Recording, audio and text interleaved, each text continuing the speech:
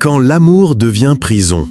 Comment Sarah a transformé sa dépendance affective en force révolutionnaire pour reconquérir son indépendance et sa dignité. Tu connais cette sensation quand ton téléphone ne sonne pas pendant 1 heure et que tu imagines déjà le pire scénario possible. Cette angoisse qui te ronge quand la personne que tu aimes met du temps à répondre à tes messages. Cette peur constante d'être abandonnée qui te pousse à tout accepter, même l'inacceptable. Sarah vivait dans cette prison dorée depuis des années, sans même s'en rendre compte. À 25 ans, Sarah était ce qu'on appelle une perfectionniste relationnelle. Elle avait transformé l'amour en performance, en spectacle permanent où elle devait constamment prouver qu'elle méritait d'être aimée. Ses journées étaient rythmées par l'humeur de son partenaire. Ses décisions dépendaient entièrement de ce qui pourrait lui faire plaisir. Elle avait progressivement abandonné sa passion pour la photographie, ses sorties avec ses amis et même ses propres opinions pour éviter tout conflit qui pourrait menacer sa relation. Le problème avec la dépendance affective, c'est qu'elle se déguise souvent en grand amour. Sarah pensait qu'aimer, c'était se sacrifier complètement. Elle confondait l'intensité de sa peur avec l'intensité de ses sentiments. Chaque dispute devenait une catastrophe, chaque moment de distance un abandon potentiel. Elle vivait dans un état d'hypervigilance permanent, analysant chaque regard, chaque ton de voix, chaque geste pour y déceler des signes de rejet. Cette spirale destructrice l'avait menée à travers 3 relations toxiques.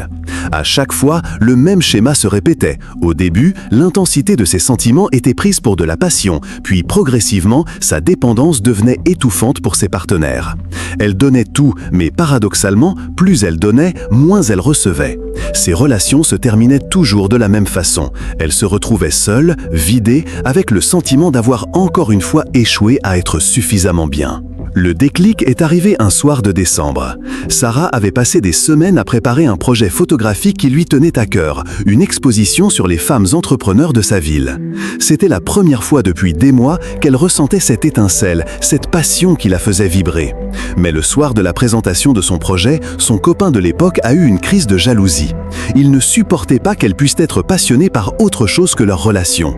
Sous la pression et par peur de le perdre, Sarah a annulé sa présentation. Cette nuit-là, devant son miroir, elle ne s'est plus reconnue. La femme qui la regardait était un fantôme de celle qu'elle avait été. Ses yeux avaient perdu leur éclat, ses traits étaient tirés par l'anxiété constante. Elle a réalisé qu'en voulant éviter d'être abandonnée, elle s'était abandonnée elle-même.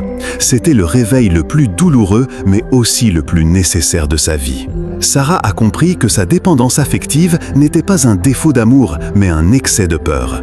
Elle aimait avec la terreur de perdre, ce qui transformait ses relations en négociations permanentes pour sa survie émotionnelle.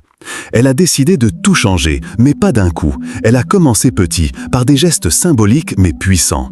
Sa première révolution personnelle a été d'apprendre à dire non. Pas un non agressif ou défensif, mais un non bienveillant qui posait ses limites.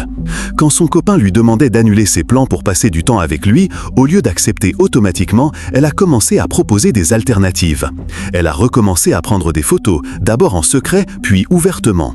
Elle a recontacté ses amis une par une, reconstruisant lentement son cercle social.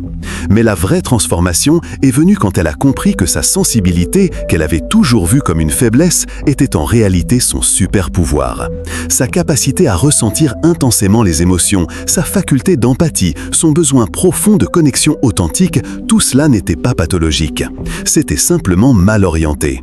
Au lieu d'utiliser ses dons pour se perdre dans l'autre, elle a appris à les utiliser pour se construire et pour construire des relations équilibrées. Sarah a développé ce qu'elle appelle maintenant la formule de l'indépendance affective. D'abord, reconnaître ses propres besoins émotionnels sans les projeter sur l'autre. Ensuite, cultiver sa propre source de bonheur indépendamment de sa relation. Puis, communiquer ses besoins clairement sans chantage émotionnel. Et enfin, accepter que l'amour véritable inclut toujours le risque de perte, mais que ce risque ne doit pas paralyser la vie. Le processus n'a pas été linéaire. Il y a eu des rechutes, des moments de doute, des tentations de revenir aux anciens schémas. Mais chaque petite victoire renforçait sa confiance. Chaque limite posée lui rendait un peu de sa dignité. Chaque passion retrouvée lui redonnait de sa couleur. Aujourd'hui, Sarah vit une relation où elle peut être authentiquement elle-même. Elle a transformé sa sensibilité en force, sa peur en courage, sa dépendance en interdépendance saine. Elle a créé son propre studio de photographie et accompagne des centaines de personnes qui vivent ce qu'elle a vécu. Elle a découvert que sa plus grande faiblesse cachait sa plus grande force, sa capacité à aimer profondément, mais cette fois en s'incluant dans cet amour. Sa transformation n'a pas fait d'elle quelqu'un de froid ou d'insensible. Au contraire, elle aime plus fort que jamais, mais cette fois avec la sécurité de savoir qu'elle existera toujours avec ou sans l'autre.